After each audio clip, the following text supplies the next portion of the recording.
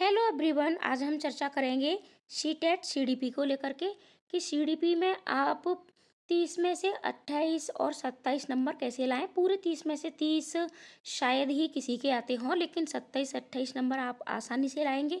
मैं ट्रिक बताऊंगी, वीडियो को लास्ट तक देखें और ऐसी ही ट्रिक के लिए चैनल को सब्सक्राइब करें और वीडियो को ज़्यादा से ज़्यादा शेयर करें, क्योंकि आपके सपोर्ट से ही हम मोटिवेट होंगे और आपके लिए ऐसी वीडियो लाएंगे।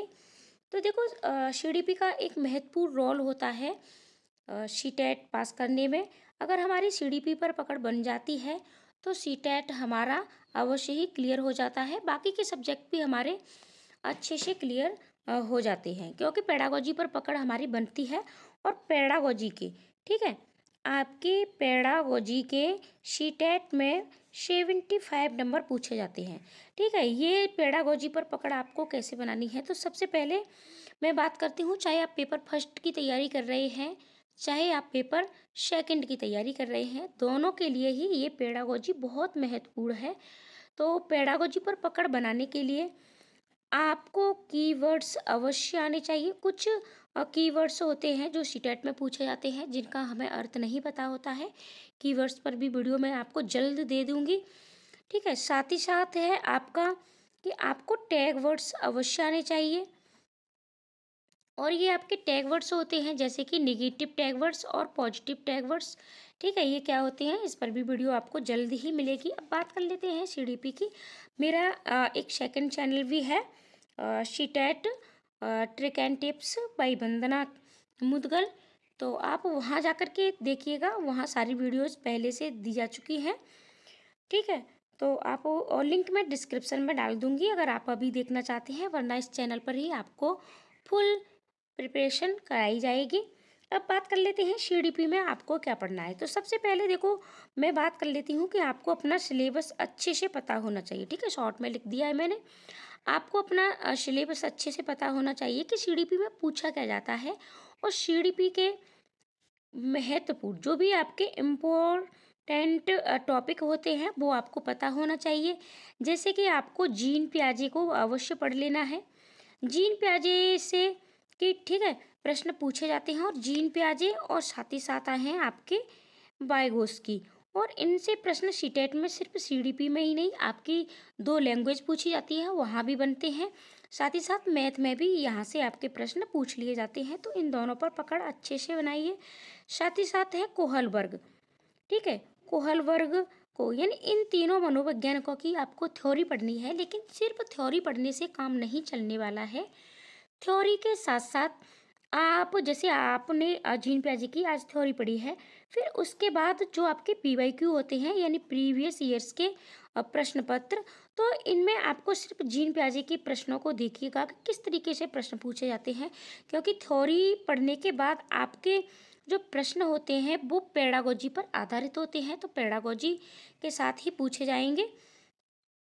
सारी तैयारियां आपको मैं करा दूंगी। इसी तरीके से वाइगोस्की को लीजिएगा, थ्योरी पढ़िएगा, उनकी कितने सिद्धांत दिए हैं, उनके सिद्धांत का क्या नाम है, फिर देखिएगा कि और ये बच्चे के बारे में ये इनका क्या मत है, जीन पियाजे का क्या मत है, कोहलबर्ग ने नैतिक विकास का सिद्धांत दिया है। इस तरीके से फिर इन तीनों मनोवैज्ञानिकों पर आपको अच्छे से प्रैक्टिस भी करनी है। इसके साथ साथ जैसे और भी आपके महत्वपूर्ण टॉपिक हैं, जैसे कि समावेशी शिक्षा से भी प्रश्न आपके बनते हैं। समावेशी शिक्षा क्या है, लेकिन समावेशी शिक्षा क्या है, सीधा सीधा प्रश्न नहीं पूछा जाता है सीटेट में। तो इसीलिए आप ज़्यादा से ज़्यादा प्रैक्टिस आपको करनी है। समावेशी शिक्षा क्या है, मैं आपको टॉपिक बता रही हूँ, फिर मैं आपको डेली एक टारगेट दूंगी और छोटे छोटे टॉपिकों पर लेकर के मैं आपको पूरी तैयारी भी कराऊंगी। बस आप चैनल पर बने रहें। और अगर सीटेट का एग्ज़ाम की अगर आपकी डेट आती है जल्दी ही, तो आपको फुल प्रिपरेशन भी कराई जाएगी। जैसे समावेशी शिक्षा है आपका, ठीक है, जेंडर रूढ़िवादिता से भी आपके प्रश्न बनते हैं। तो जेंडर रूढ़िवादिता है आपकी, और जैसे कि आरटीई एक्ट 2009 है, एनसीएफ 2005, एनईपी 2020, और इसके साथ साथ है आपका आनुवंशिकता। अगर आप मान के चलिए इस तरीके से आप इन टॉपिकों को लिखते हो और एक एक क्वेश्चन आप लीजिएगा।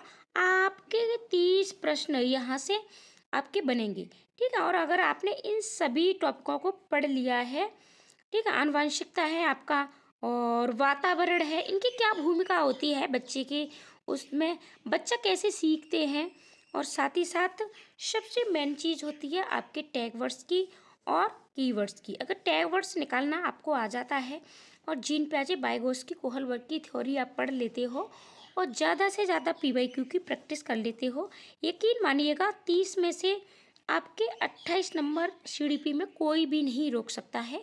मैंने खुद प्राप्त किए हैं, मैंने यूपी टेट में, ठीक है। और कभी मैं आपको प्रूफ भी दिखा दूंगी अपनी, ठीक है, मार्कशीट के साथ। यूपी टेट और सी टेट दोनों में ही मैंने 28 नंबर प्राप्त किए हैं सीडीपी में।